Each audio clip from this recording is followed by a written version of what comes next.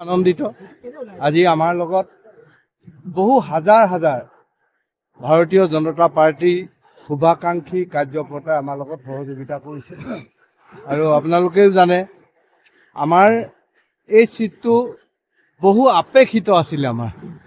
আমাৰ কাৰ্যকৰ্তাই বহু আশা কৰিছিলে যে শিৱসাগৰ সমষ্টিৰ পৰা ভাৰতীয় জনতা পাৰ্টি হৈ প্ৰতিনিধিত্ব কৰাৰ কাৰণে।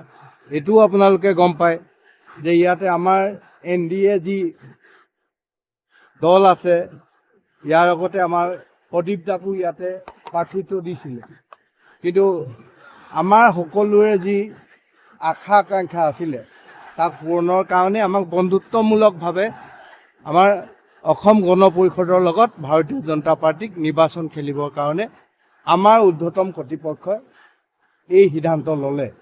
আমি ধন্যবাদ জনাইছোঁ আমাৰ দলৰ ঊৰ্ধ্বতম কৰ্তৃপক্ষক।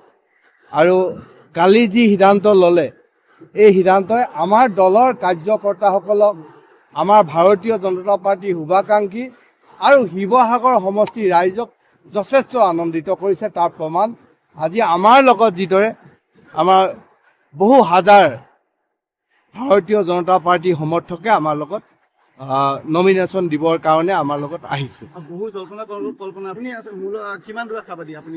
না, অকল 3জন প্ৰাৰ্থী নহয়, আমাৰ ইয়াত আৰু প্ৰাৰ্থী আছে। আমি এতিয়া আপৰো প্ৰাৰ্থী